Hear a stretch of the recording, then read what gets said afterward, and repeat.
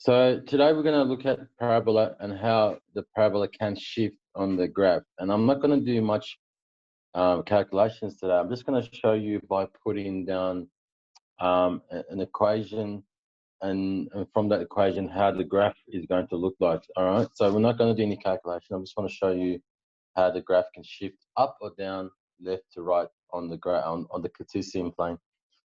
So normally for you to actually know what's happening, you will be given a turning point. I should write that turning point form equation. Okay, and the turning point form equation is written in this form: y is equal to x plus h squared plus k. I should have x plus or minus. Actually, it could be plus or minus. So you'll have it in this form, and when you have an equation in this form, this is the turning point. We call this the turning point form. I missed a point there, so I put a point there. Okay, so we call this the turning point form. Now, how this looks like, so if I give an example of a turning point form equation for you, so let's have something like y is equal to x plus 2 squared plus 3. All right. So the turning point form, the turning, you know how yesterday I talked about the turning point. So let's say I'm just going to make something and I'll rub it off. So let's say, I said there's a turning point here somewhere, for example, that's the minimum point. We call that the turning point. All right. Now, for us to find the coordinates of that point, we can do it using once we find the x values, and we can find where the turning point is. But sometimes when you're given a turning point form equation, we can actually do it from the equation itself. Okay, so it's easier from this equation to actually find out what the turning point is. So in this case, the numbers that we look at is number 2 and number 3. All right, the turning point is going to be, I'm going to put turning point here, is going to be when you have x plus 2. So for example, when you see the x plus 2, the 2 there, the turning point on the x value is going to be -2, and on the y value is going to be 3. And you probably want to know, why do we have, there's a plus there, why do we have -2? And that's a good question to ask. The reason being is when you have x plus 2 is equal to 0, to get x by itself, you have to move the 2 to the other side. So the intersection point is going to be at the point of -2. All right. So for us to find the turning point of this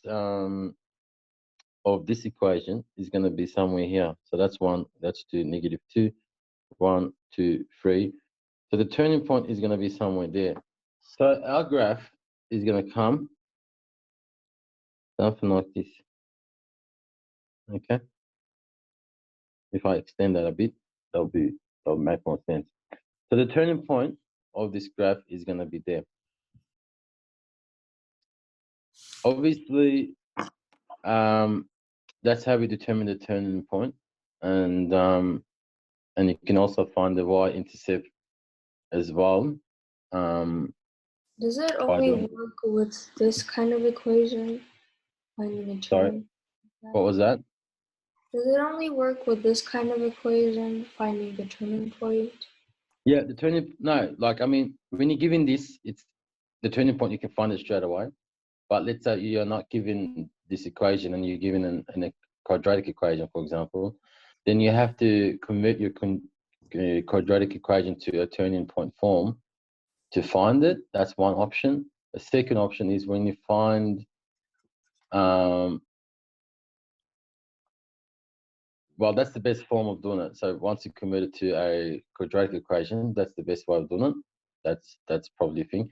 Second way is when you have two x values, you found them. Obviously, the midpoint is going to be the turning point as well. So that's another way of looking at it. But I'm going to explain that a bit later. So our first concern is looking at this turning point form. and looking at where the graph is actually turning from. Okay, that's more important for us at this stage.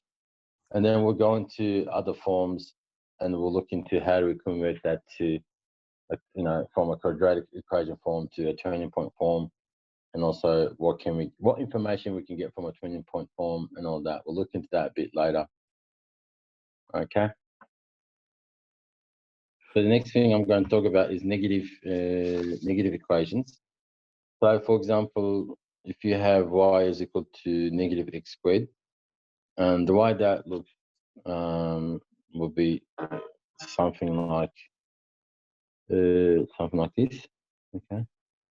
So that's y is equal to negative x squared. And previously we looked at the graphs that look like this, and that's going to equal to y equals to x squared. So that's a positive x squared. So that's what the negative does. The negative flips the curve or the graph on the x-axis, or you can say it actually has a mirror image as well. Okay, so that's another way of looking at it. So it does have a mirror image on the same graph. So if we're going to, for example, draw something like y is equal to x, so minus x squared. Let's do it in turning point form.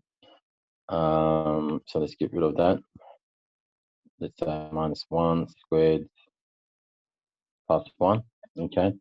So this graph will look like approximately, it's a rough drawing. Okay. So we got our turning point here is going to be 1 and 1. So let's find that. That's 1 and that's 1. So the turning point is going to be there. And our graph is going to look like, because it's a negative, so it's going to come something like this, turn at that point and go down. Okay. So that's what the graph is going to look like. All right. So it just gives it gives that negative, or that So mirror image it's like of if x